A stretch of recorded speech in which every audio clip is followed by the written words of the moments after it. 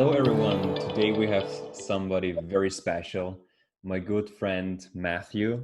Matthew is a UK-born fencing coach and ex-national team fencer in men's epee on the UK team. He's living and training in Shanghai and studied psychology. And I have the big pleasure to co-found it with him, the International Social Skills Academy, where he's also vice president. Please welcome Matthew. Hi, Matthew. How are you? Hi, Hans. I am very well. Thank you. Thank you. It is a great pleasure to be here and be doing this with you. Can you give us a short introduction of yourself? I mean, some of our visitors will know you, some maybe not. Can you give us some aspects about you? Okay. I came to fencing very late. It was about the third or fourth sport I got very serious about. And one of the outcomes of that is that I wasn't particularly good at fencing in terms of some of the technical skills. And so I had to survive a little bit more on thinking and finding ways to keep myself in the right state, to disrupt the other person, to try and outthink them with a toolbox that wasn't really up to the job in some cases. And you learn an awful lot when you're the underdog. And one of the things that we discuss a lot is that being the underdog isn't necessarily a disadvantage. And I have a feeling that might come up a bit later, given the topic we're dealing with today. But yeah, at the end of the day, you're always going to come up with someone who's better than you. And I did that a lot. So I have a lot of experience fencing people who are better than me. I think that's probably the best introduction I can give. Mm-hmm. Very good, very good. We're talking a lot about having the right mentality and the right state. What do you think? How important is to have the right mentality, the right state as a fencer? Okay, my opinion changed on this a massive amount. So as a fencer, I think I probably had a reasonable mentality, but it wasn't really good. There were certainly moments when I was younger where it didn't work for me. But I didn't really value it as much as I did other skills. So fitness I thought was very important. Obviously strategy was my life. It's how I survived. Technique was important because other people had it. And so that was something I was really aware of. But it was basically about 2014, I'd moved to China and I'd started coaching really young kids, like way younger than anybody I'd ever coached before. And so I thought, hey, I've got this amazing resource of all these friends I have in fencing. And I went online and I asked some really specific questions. I said, look, these are the 4 things I think are really important. Strategy, as in kind of your global strategy, what you're looking to do. Mm-hmm. Tactics, as in your ability to adjust and adapt within the match. Mm-hmm. And I define them separately. I now merge those 2 categories a little bit more. But physicality, so your fitness level, and your technical level. And I threw that question out and I tagged all of my friends who I thought were really great fencers and a whole lot of other people who I thought would have an interesting opinion. And I was really lucky because the very first person who responded was a friend of mine, an epee fencer from Italy, Matteo Tagliario, who just happens to be an Olympic champion. And so, of course, you can imagine his answer got a lot of likes, especially as he didn't list the 4 things I asked him to list. What he listed was he put tactics and luck. And this was fantastic because instantly everybody added luck to the end of their list. Now, nobody prioritized luck, but they all added luck to the end of the list until we got to one person. We'll get to him. But basically, Anna Branza, she was very kind. She gave a list. I also got lists from other high-level fencers, including Bartosz Pisaki, the silver medalist from London. Mm-hmm. And everybody basically had the same agreement. Tactics are the most important. Really, then strategy, fitness and technique, and then luck. And then we ran into an interesting moment because Johan Harmenbury, who was also Olympic champion in epee and has written several very, very good books on epee. In fact, one of them is right there, Epee 2.0, which, if you're an epee fencer, this is a really good book to read. Mm-hmm. It's a very good book to read because it does describe how he, as a fencer who felt he had disadvantages, turned them into advantages and won. So that's fantastic. But he doesn't believe in luck. So there's a whole discussion we can have about luck another time. But the great thing about it is he was very generous with what he shared. And I got a good understanding why people thought tactics was so important, strategy, then fitness, then technique. Technique always seemed to be quite low. So let's get back to why mentality is so important. I ran into a very good German fencer, also Olympic champion in Beijing, at a training camp in China. And I teased her a little bit and said, it's Britta Heidemann. I said, Britta, you didn't answer my Facebook post. All of these other people answered my Facebook post. And yeah, I'm really interested to see what you have to think. And she kind of responded, but Matthew, you don't understand. Yeah, mental state is the most important thing. And she talked me through it. And as a psychologist, I really felt like I'd missed the trick. Because I've been talking about all these things that from a fencing coaching point of view, I thought were really important. But actually, without the mental state underpinning it all, her argument, which was very, very strong, is all of those things fall apart very, very quickly if you lose your mental state. If you start to, if you start to get too excited, start to get too nervous, you can very quickly stop fencing well. And that's a real kind of problem. I should actually mention, Britta actually wrote a book about this. I'll have to, my German is very, very bad. So the rough translation is that fortune is a matter of attitude and strong for the battles of life. There's a subtitle. He's written several other books. I'm told they're all very good. Neither my German or my Mandarin are up to it, because one of them is actually about the German relationship with China. But certainly her book about her fencing career and about her attitude is very important. And I think if you have the ability to read it, you should definitely read it. If not, Johan Harmary wrote a very good book in English. So yeah, for me, mentality, it underpins everything else. I don't think your mental state alone will win you a fight. I think you're going into a battle very poorly prepared if your number one weapon is your mental state. But if you don't have a good mental state, you don't have the ability to return to a consistent mental state, you'll discover your technique will fall apart, your sense of your thought processes will fall apart, your ability to perceive what the other person is doing in real time will fall apart. And actually, and we've all been there, when things are going well, we have more energy. When things are going badly, we start to feel tired. Yeah, when you feel that you're rallying in a match, suddenly I feel good, I have energy. And this is not an accident, or it shouldn't be an accident.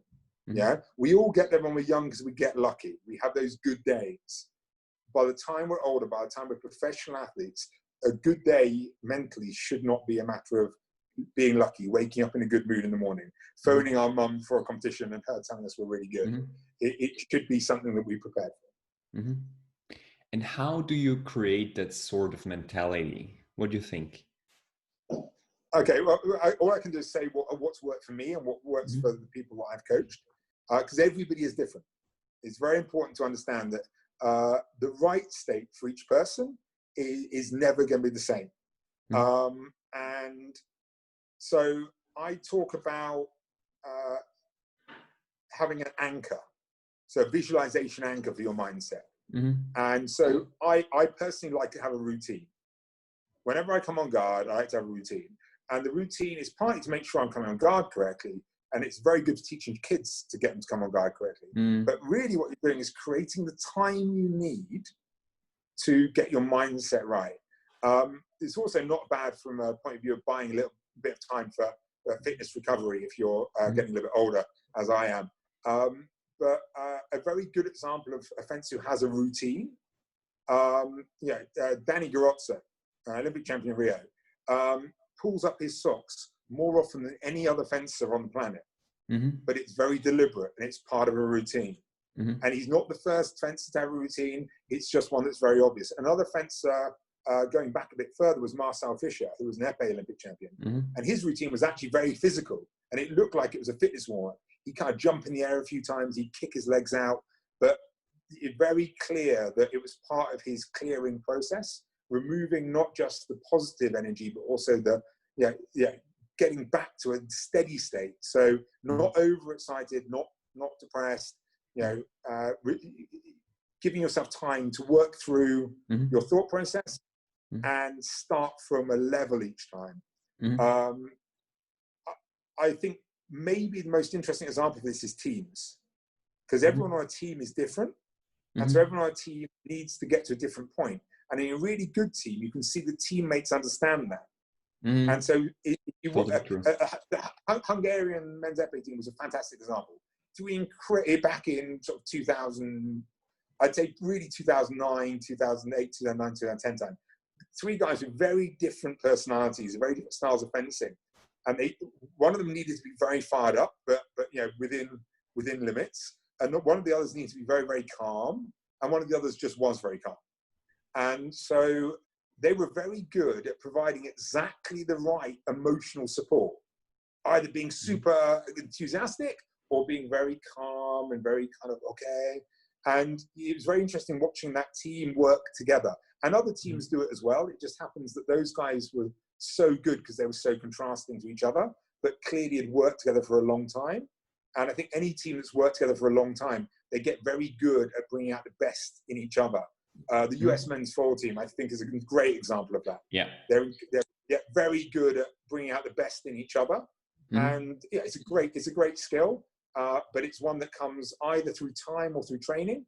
And I kind of think that's what we're doing here, is try and teach people how to get there as a shortcut, not by virtue of making a lot of mistakes along the way.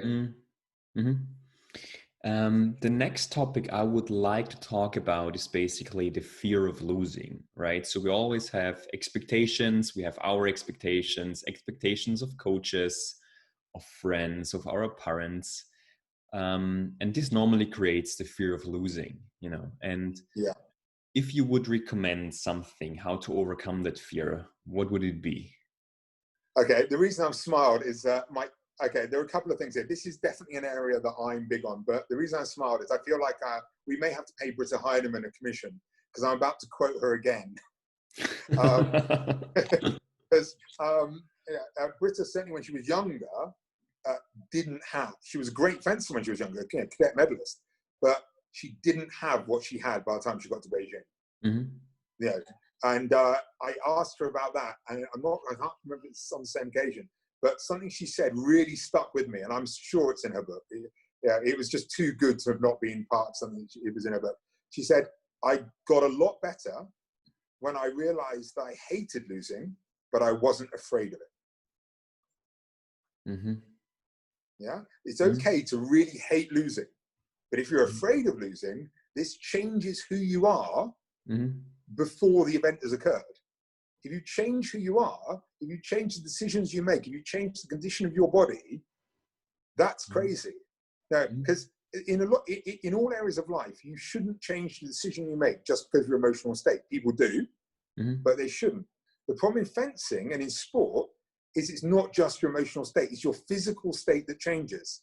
So I'm afraid I'm still going to make the same decision in life. So crossing a road, I'm a bit afraid the cars are going fast. Because I'm a bit afraid the cars are going fast doesn't mean I'm going to deliberately run in front of a car. It might mean that I'm a bit more cautious, but it's not going to change the decision I'm making. In fencing, it has changed my condition in my body if I'm afraid.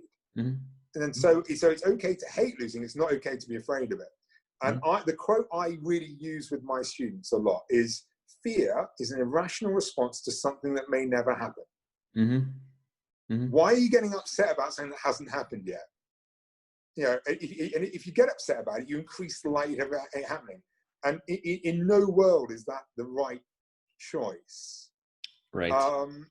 And so once you put things in a logical way, it doesn't solve the problem, but it at least gets people to start saying in their own head, okay, I know this is a really difficult situation. I know that there's pressure, but that's not going to help me. Going back actually to the previous question, I was talking about the anchor. Now, one of the interesting things is that one of the anchors I used with one of the fencers I worked with when he was a cadet in the UK, and fantastic guy, a good fencer, gave up fencing to have a great career, and I'm very sad about that. But he was not great at 14-14. 14-14 was not a good moment for him. 4-4 wasn't a good moment for him. Pressure wasn't a good moment for him. So what we came up with was 0-0. Anytime it was real pressure, 0-0 is the anchor. Because you go back to the beginning of the match, go back to when there is no pressure. Irrelevant of the score, irrelevant of the time, it's 0-0. Your mindset is 0-0. Fight every hit like it's the first hit, which is the modern pentathlon mindset. Because if modern pentathletes lived at 14-14, yeah, they'd all have breakdowns. Nobody, you know what stress does to the body. You imagine if you had to do 2 days of fencing competitions where you fence 32 matches and all of them go to 14-14, the stress would be unbelievable. The number of heart failures in pentathlon would be, and the coaches. So you have to find a way not to be like that. You have to find a way to lose and lose again and lose again and say, hey, you know what? I'm going to win a percentage, I'm going to lose a percentage. Over the course of the season, it's going to be roughly this percentage. I know this because we have data. Over time, I am one of the best fencers, or I am a mid-level fencer, or I am actually not one of the best fencers. This is where I'm going to end up. I'm going to win between 20 and 24 matches. It doesn't matter if it's the first 20 or 24 or the last 20 or 24. If I change my mindset, if I allow the fear to creep in, at that point, now I could create the disaster that I'm worried about. So I have to just have faith in my system. And this is common in a lot of sports players. You have to believe in your training. When we talk about fear of losing, it's also about confidence and your own personal confidence. Confidence must come from a knowledge that you've worked hard, that you believe in the work that you've done. And I like to think you're confident because you've worked harder than the other guy. Interestingly, going back again to my Facebook question, the one person who didn't answer the question was my good friend Sergei Golubitsky, and he ignored the question completely and said, hard work. This is the most important thing. Work harder than the other guy. And now he started to very kindly share his videos on YouTube of him taking lessons. There was nobody who worked harder, except for maybe the Cubans. And so, of course, they did get a couple of wins against him. But he worked really hard. So when he says work hard, yeah, he absolutely lived what he tells other people to do. And I think his confidence came from knowing he had worked harder than other people. He was confident his system, his ability to adapt, his knowledge of fencing was there. And I would imagine that both him, Gregory, even like fencers like Tucker, probably didn't fear losing very often because they knew that they had the tools that they could use to win. I had a very interesting talk about this with Valerio Aspromonte. Maybe you know, a lot of guys know him very well. He got Vice World Champion individual. He won a lot of medals. He also got Olympic champion in team men's foil. And he said, Johannes, at the time when I was at my best, I knew I win all the matches at least till top 16 easily. And from top 16, it started like with real fencing. And before it was an easy match, you know, easy matches normally. And having that attitude, you know, let you basically win maybe 9 of 10 matches, I would suggest. It's definitely. Well, I think for sure, definitely there's an element where the attitude is important, and there's a fake it till you make it element where you really just have to make yourself believe you can do it. I will say, I don't think Aspromonte was faking it. No. He's someone I use a lot with the kids, and what I use him for is I use him to show not only how strong his own personal system was, but how good he was at adjusting to defeat somebody else's system. Like some of my favorite matches were Aspromonte against Jopic, because of all the people, Jopic is extraordinary, really extraordinary. He won medals on all three versions of foil in my lifetime. And yet, sometimes I watch Aspromonte fence him, and it was just incredible. And I don't think anybody ever really fenced Peter as well as Aspromonte fenced him. I think some people had better results, but you always felt that, Aspromonte always just, he adapted so well, and you can't do that in the moment. That takes serious work, serious preparation. And I think it's very easy, especially with the kind of Italian flair, to believe that a lot of this is talent and just, you know, they're gifted and super, you know, super talented guys, but I think they work incredibly hard. Mm-hmm. And I think it's very easy to underestimate these, I think, flair fencers, the kind of showy guys, the guys that Ash wanted, the guys like Miles Chandler Watson. But I guarantee they work as hard, if not harder, than everybody else. Because it's really, yeah, to have that level of confidence all the time, you are not faking it. No, you've got to really, you've got to know that you've done the work. Definitely not, no. And let's come to the last question of this great interview, which is basically a lot of our fencers that we're having in our courses and that we are basically consulting in some way or training and coaching in some way, that they are sometimes facing a fencer, you know, and it's happened to all of us, that is just better than you, or, you know, have better results. How would you, because we were mentioning this at the beginning, and this is maybe one of the most important parts now, how would you face that? Okay. This is obviously an area which I've had a lot of time to think about. This is my life. Okay. There are things that will help you beat someone who's better than you, but there are things that will stop you beating someone better than you. And most of the things that stop you are psychological. Yeah. You can prevent yourself from winning before you step on the strip. And if you remove any chance of winning, you're not going to win. Right. And all you do is you create the momentum so you don't win next time. And so there are a couple of things that I have done myself. Some of them I wouldn't recommend, but it gives you an example of how you can cope with it. So there was at least one fencer I came up against when I felt I was good. And again, me thinking I was good and other people think I was good at 2 different things. But the point I felt I was good, there was at least one fence that I really felt I struggled with. But every time I fenced, I just couldn't seem to make it happen. And I thought, okay, well, who does this person lose to? And I fenced this guy one time. I just pretended to be that other person. I got into their mindset. I fenced kind of their strategy. And I thought like them, tried to think like them. And actually that didn't work. But I felt much better after I lost. And I thought, okay, well, that was interesting because he clearly didn't enjoy that so much. And I felt better. Okay, so what's the evolution of that? So I'm clearly not as good at fencing like that guy as that guy is. And he's obviously not as bad at fencing that sort of fencer as I thought he was. Okay, but are there other fencers who have a similar skill set to me, but who are not me, who maybe have a different mindset, who I could kind of embody in the moment?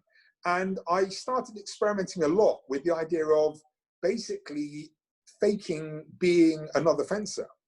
And I said, I wouldn't necessarily recommend it because I think that that's something you do as a desperation thing because you've got to be 22 and you're not bad at fencing, but you're not good.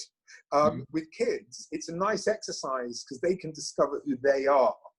So for me, I like this exercise not as a strategy for a senior fencer, but I love it as a training exercise for a child. And actually, I did beat that guy one time. I'm not going to tell you who I pretended to be because it's a bit embarrassing because they were very, very good. And my impression of them doesn't do them or me justice, but it did work. It was just different enough for me to mess up this character. And hey, you know, that person then psychologically lost the advantage it had over me that they always beat me. So in their mind, I was no longer an easy fight. So they then changed a little bit. And the question is, at that point, can I go back to being me and still beat them? Which is an interesting idea. Okay, so that's a little bit of an aside. But the important point was that you have to accept you're at a disadvantage. If you're fencing someone better than you, you have a disadvantage. Let's not pretend. Because if you pretend, you're going to suddenly get a big shock. Yeah? You're not just going to beat this guy because you want to. Okay. But find the hidden advantage. Now, there's a classic hidden advantage. I will name the fencer. I'm very fond of him. I know that there are people who are not. A very, very good Dutch fencer called Arvin Cardonis, who was an incredibly successful fencer. And he had basically 2 careers. One when he was young, in the era of Philippe Riboud and Johan Harmenbury and these guys. And one when he was much older, and he was very much surviving on brains rather than fitness. And it was at this time I fenced him in a pool. And I would say we were friends, and we talked a lot. And throughout the pool, he had more or less helped me study other people. And in that time, I learned a little bit about how he thought. And it occurred to me, he knows nothing about how I think, because I'm not very good. And I've been studying him and he hasn't been studying me. And I literally went out to steal the fight.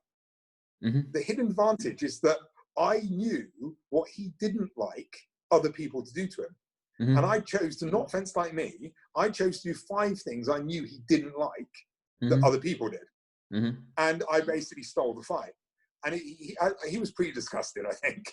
And I wasn't proud of it. It wasn't some great victory. I'm sure if we fenced again, he'd have beaten me 5-0. But I surprised him. I got ahead by doing things that weren't what he was expecting from me, the weak fence from the pool. And I managed to steal the fight. And it's epee, so you know, sometimes over 5 you can steal it. But that one sticks in my head, because I think actually I did beat people who were higher ranked than him. But I think actually that was probably the one time I outthought a really good fencer. I beat people because I was a bit fitter than them, and it was a late round. You know, there were different things that worked in your favor. But my hidden advantage there was that I really respected him and thought he was amazing, and he thought I was terrible. And so the hidden advantage is that I'd studied him and he hadn't studied me. And you know, the story of David and Goliath, from the sort of Bible story, which some people will be familiar with, others not, was a story of advantage and disadvantage. Except I firmly believe that it was a misunderstanding. I think the guy throwing rocks in no armor has a big advantage over the big, heavy, slow-moving guy in armor in a desert in heat. You know, Right. Yeah. If the other guy's got a 2-meter range, and I've got a 5 to 10 meter range, and I'm much faster, and it's really hot, and I'm therefore going to have, my fitness is going to last longer, I think I have an advantage. Now, of course, there are always other factors. It's something that I think we should probably go into in a separate course. But the hidden advantage, okay, you have to believe in it. You've got to believe you can. If you don't believe you can, then you're not going to do it. So I think I covered that before.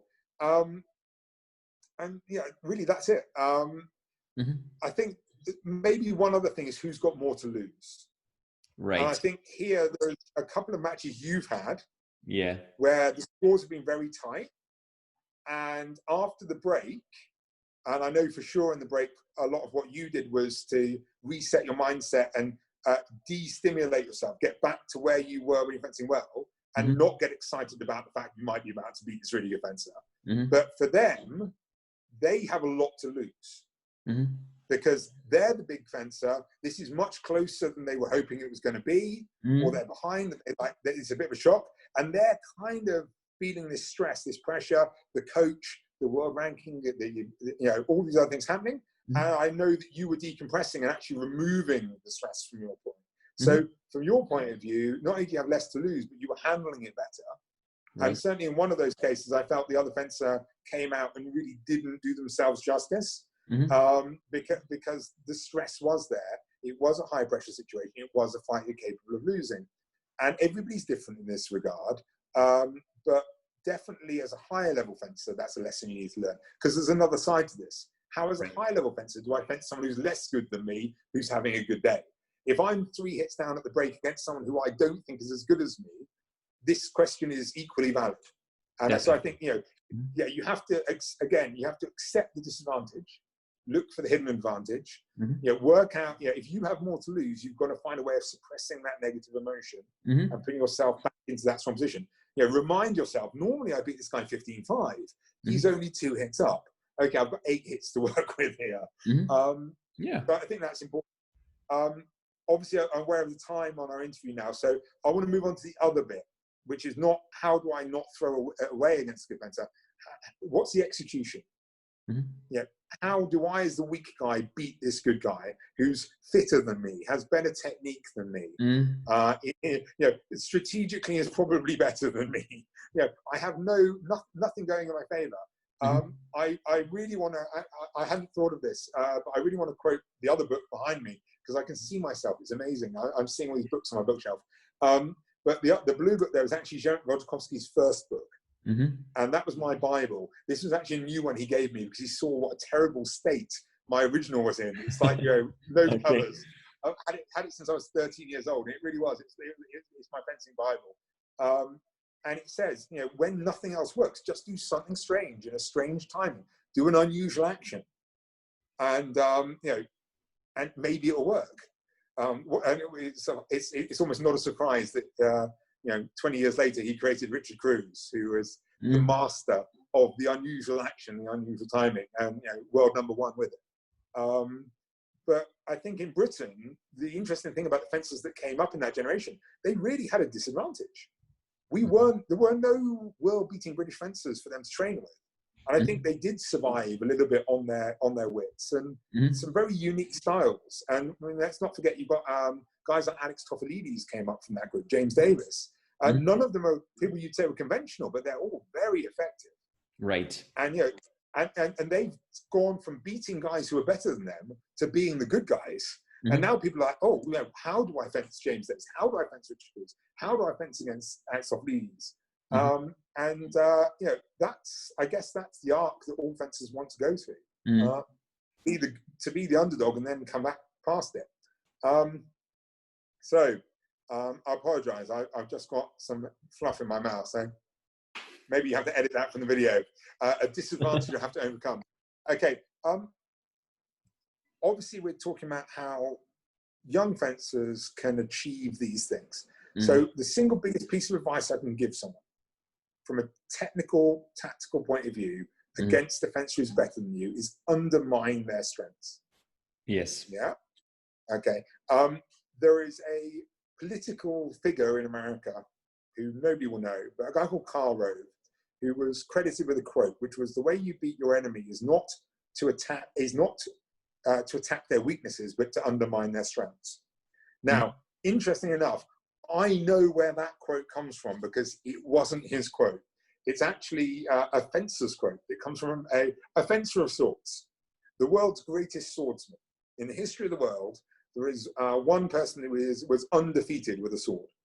And it was a Japanese samurai called Miyamoto Musashi, who wrote a book called The Five Rings, which I think is an outstanding book, which I recommend to anyone. It's very hard, but it ultimately talks about how the ultimate environment to master is your own mind.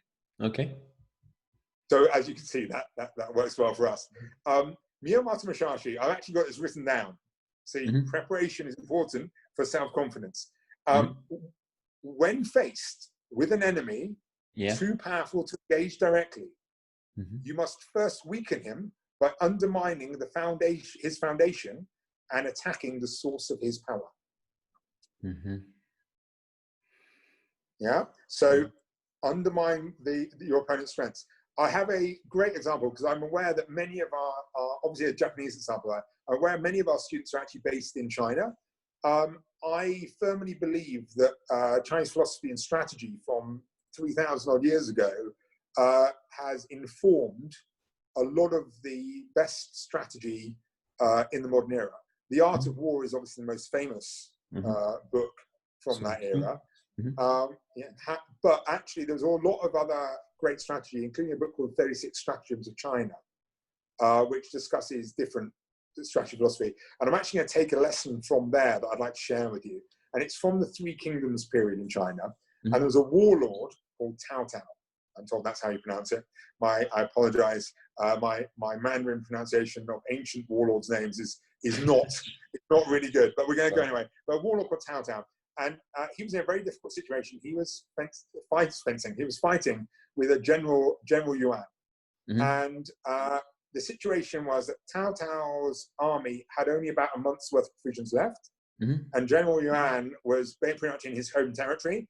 And they estimated had about a year's worth of supplies left. So ultimately, defeat was coming. Neither side could gain a big advantage. And ultimately, the defeat was going to come in the form of starvation. So what happened, what changed the game was another general arrived joining Cao Cao's army. And this was General Yu. And General Yu had this strategy, which was to dress up a whole load of his cavalry in the colors of General Yuan. And they then went through all the checkpoints, each time making the same statement: we are going to support the rear. We're going to support the rear. We've heard there's going to be an ambush at the rear. We're going to support the rear. And of course, no great sort of concern. They weren't in any great rush. They worked their way to the rear of General Yuan's army. And then one night they tied cloth around the hooves of the horses so it didn't make any noise. And they approached the garrison in silence. And what they did was they attacked the garrison. They set fire to everything. And what they did was wipe out all of the provisions. So this great supply that was supplying this army was wiped out. And what happened was that General Yuan's army then lost confidence, because they had known they were winning this war of attrition, because their supplies were better than the army they were fighting. But once they realized they were the ones who were going to starve out, they started to rout and panic. And actually, the whole thing was over within 3 days, and General Yuan was executed. And that became an underpinning story for the Chinese stratagem of remove the wood from under the burning pot. Oh, okay. So you basically take away the source of the power. Right. So you take away the source of the advantage. And like I said, that's a very powerful lesson. And everybody has things they like to do. And the best fencers are very good at adapting, but they're also very good at adapting people that they have prepared for. So I'll give you a very interesting example. Danny Garozzo won the Olympic Games in Rio. I wonder if you asked them honestly, how many of the fencers he beat that day prepared for Danny Garozzo, and how many of them actually prepared for Yuki Ota? Because Yuki Ota, reigning world champion, if you are thinking about who you're fencing in the top 4 or in the final in the top 8, there are a lot of people looking at that draw and saying, reigning world champion and the Olympic silver medalist from London on that draw, one of these two guys is the guy. And I wonder how many people wish they'd spent more time studying Danny Garozzo. Because he's a very unique fencer. And if you've been playing fence Ota and you're fencing Garozzo, now of course Toldo clearly had an extraordinary plan for Yuki Ota, which worked very well. And great credit to him. But it does make you really think about what a big difference that makes, and especially in the final when you consider Alex Macialis having beaten Garozzo quite a few times that season. That was the one time in that whole season where Garozzo had an advantage. And by the end of the match, if you watch it, Macialis has adjusted, and really it's a very even match by the end. But the damage is done at the beginning. The damage is done on the preparation and the initial advantage before Macialis was able to adjust. Now, if we accept that the very best fencers in the world have to treat it as a match between the 20 or 24, 30 of them at the top, and you prepare for those guys across a season and specifically for an Olympic Games, and against everybody else, we're just going to assume that, okay, I might watch a video the night before, but I'm not doing special preparation for the number 11 French fencer.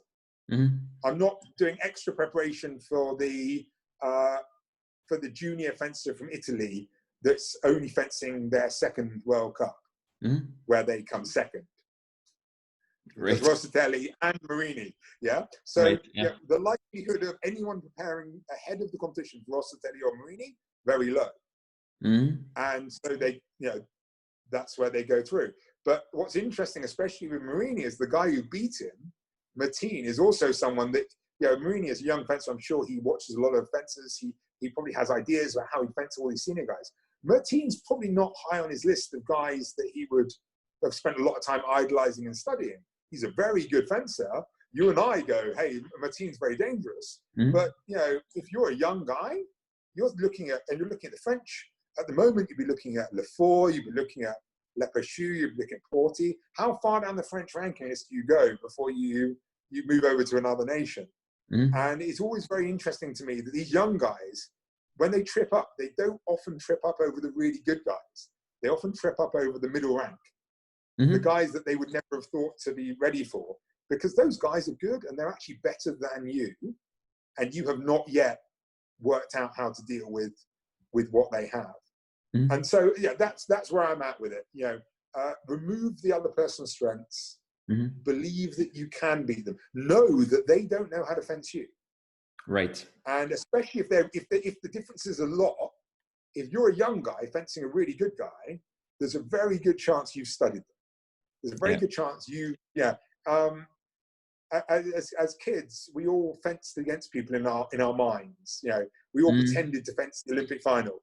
Now, the interesting thing, I always pretended to fence the Olympic final against Eric Schrecky. I'm glad. Well, no, I'm not glad. I wish I had made an Olympic final. That would be amazing. But I'm glad I never had to fence Eric Schrecky in a competition, because I fenced him once in a training session, and my imagination of all these things I do, and I had the perfect strategy against him, and it turns out that it wouldn't have worked. He was just very, very good. But what was interesting is I did fence other people from his club and from the same coach and from the same philosophy. Right. So as young fencers, we've all pretended to fence the Olympic final and that sort of thing. For me, it was always Eric Schrecky. I also tried with Pavel Klopkov, but that didn't go quite so well, because my problem is my brain couldn't get over quite how good Klopkov was. A lot of my coaching is actually early coaching, especially epee, was informed by some of the strategies he employed, which were incredibly clever.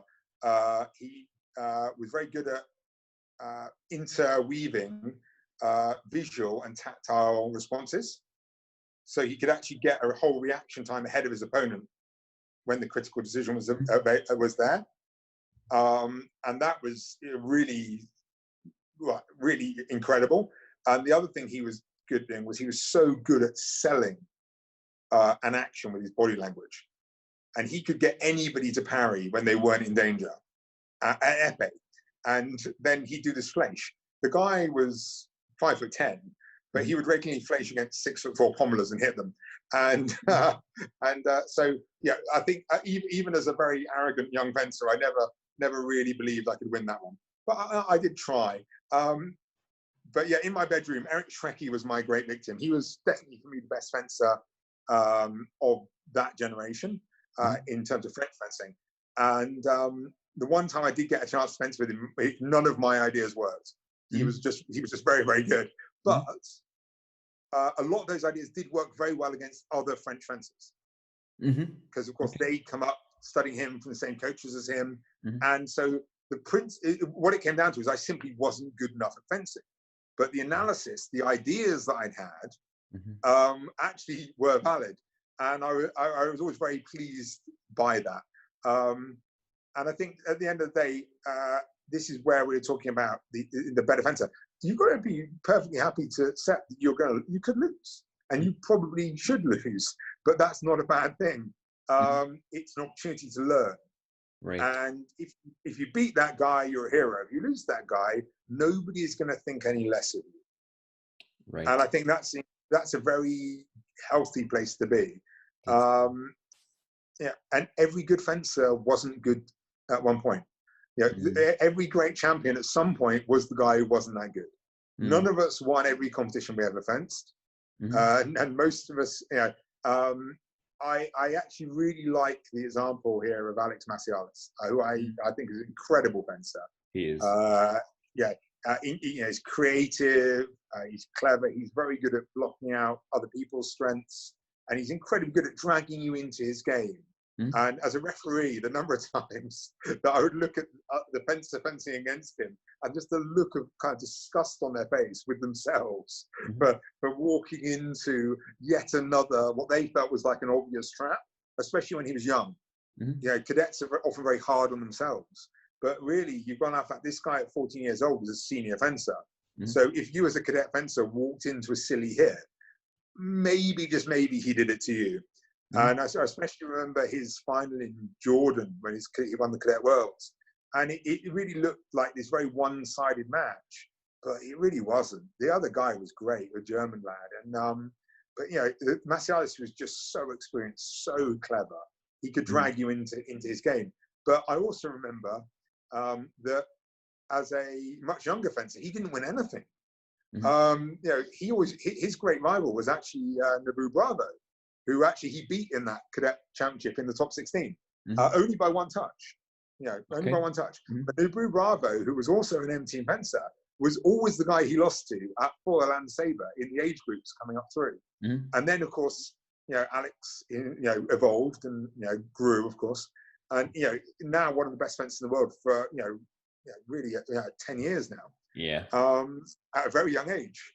And, but, you know, you think about guys like him, you think, well, he must have been good forever. His dad was a great fencer and he's, you know, one of the best coaches in the world. Surely this guy has won every competition from the beginning. That's why he's so good. That's why he's a competition. He's never lost. No, he lost a lot. Right. And another little M-team fact you might not know is that Gerrit Meinhardt's first national championship was actually a win at epee, not at foil. So you know, all of these guys, every single one of them, and you know, I think you know, Meinhardt to me is